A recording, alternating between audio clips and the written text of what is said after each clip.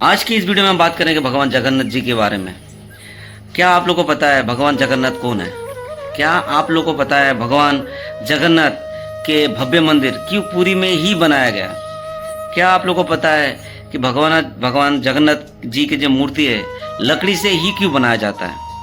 क्या आपको पता है हर 12 साल में क्यों लकड़ी की जो मूर्ति है जगन्नाथ जी के उसको क्यों बदला जाता है?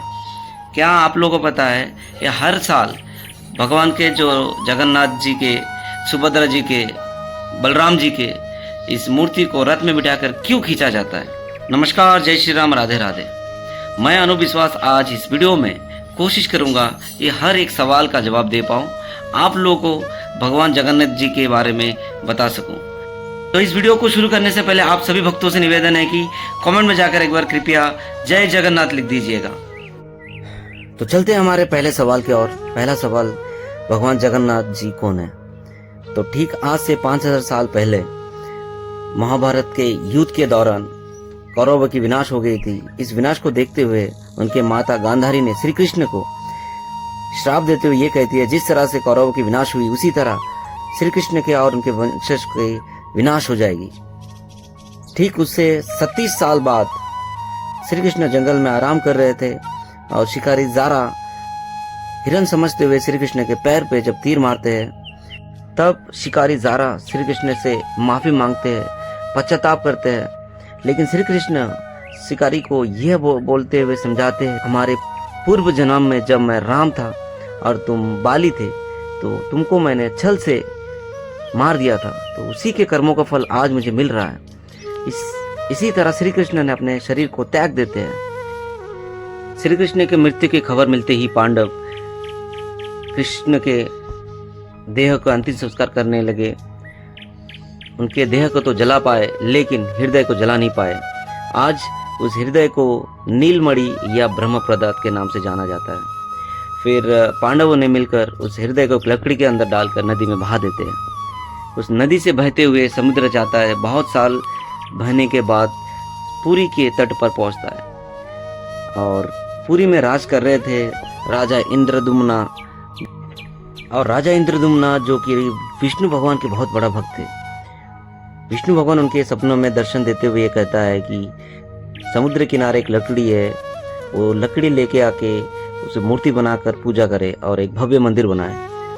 फिर जब सुबह पहुंचे समुद्र किनारे, वहाँ पे वाकई में एक लकड़ी पड़ा हुआ था। उस लकड़ी को घर ले आए, बहुत सारे कारीगर को बुलाए, लेकिन कोई भी अपने छैने हथौड़े से काट नहीं पाया। फिर विष्णु भगवान विश्वकर्मा के पास जाते हैं और विश्वकर्मा से इस मूर्ति का बनाने का निवेदन करते हैं। तब विश्वकर्मा ने बुजुर्गों का रूप धारण करके राजा के पास पहुंचते हैं। विश्वकर्मा जी का एक ही मांग था कि 21 दिन के लिए उनको कोई परेशान ना करे और 21 दिन के लिए बंद कमरे में लकड़ी लेके मूर्ति बनाना शुरू कर देते हैं। लेकिन 15 दिन तक आवाज आता है छैनी हथौड़ी का। 15 दिन के बाद से कोई आवाज नहीं, जिससे राजा की पत्नी रानी बहुत परेशान होती है और जोर करती है कि दरवाजा खोले। और वो परेशान इसलिए हो रहे थे कि बुजुर्ग इंसान कहीं उनका कुछ परेशानी ना हो जाए, तबीयत खराब ना हो जाए। तो राजा ने जब दरवाजा खोलता है तो वहां पर विश्वकर्मा जी का कोई अस्तित्व नहीं रहता है और वहां पे 3 आधी बनी मूर्ति होती है, जो एक होता है जगन्नाथ जी का, एक सुभद्रा जी का, एक बलराम जी का।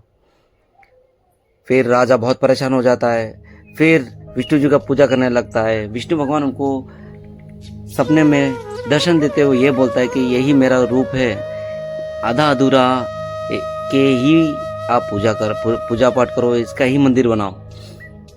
और इस मूर्ति से यह प्रतीत होता है कि आज के दौरान, आज के कलयुग में हर कोई इंसान में कोई ना कोई कमी है और इसी कमी के साथ ही हमें जीवन बिताना है। इस तरह से पुरी में एक भव्य मंदिर का निर्माण होता है। तो श्री कृष्ण ही हमारे जगन्नाथ भगवान हैं और इसी तरह पुरी में जगन्नाथ भगवान पहुंचे और पुरी में ही भव्य मंदिर का निर्माण किया गया है। हमारा अगला सवाल, जगन्नाथ भगवान की मूर्ति लकड़ी से क्यों बनाई जाती है और हर 12 से 19 साल के बाद क्यों बदला जाता है? साइंटिस्ट के स्टडी के बाद पता चला कि ब्रह्म पदार्थ से इलेक्ट्रोमैग्नेटिक निकलती है और हमेशा हल्का सा कंपन होता है, और जो भी इस ब्रह्मा प्रदत्त को देख लेता है उनका तबीयत खराब हो जाता है। अगर कोई ब्रह्मा प्रदत्त को छू लेता है तो उनकी मौत हो जाती है। इसी कारण जब भी इस मूर्ति को बदला जाता है तब हाथों में दस्ताना और चेहरा ढक लिया जाता है। इस तरह से मूर्ति को बदला जाता है और उस दौरान पूरे शहर का इलेक्ट्रिसिटी कट किया जाता है ताकि ब्रह्मा प्रदत्त को रोशनी ना मिल पाए और ज़्यादा सक्रिय ना हो जाता है। इसीलिए लकड़ी से मूर्ति बनाया जाता है ताकि इलेक्ट्रोमैग्नेटिक एनर्जी बाहर ना निकल पाए। तो अब सवाल आता है कि हर 12 से 19 साल के बाद मूर्ति को क्यों बदला जाता है। करीबन 50 साल पहले एक पंडित ने ब्रह्मा प्रदत्त को देख लिया था। उनका कहना है कि ब्रह्मा प्रदत्त से बहुत रोशनी निकलती है और तरल पदार्थ निकलते रहते हैं, और आप सभी को पता होगा तरल पदार्थ से लकड़ियाँ खराब हो जाती है, जिस कारण हर 12 से 19 साल के बाद इस लकड़ी को बदला जाता है। अब बाकी रह गया हमारा आखिरी सवाल, हर साल रथ को क्यों खींचा जाता है। रथ पे भगवान जगन्नाथ, सुभद्रा देवी और बलराम जी को क्यों खींचा जाता है।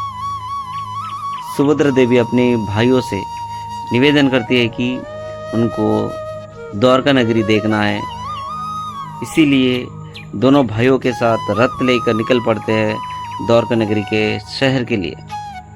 इसीलिए हर साल उसी समय पे रथ को खींचा जाता है।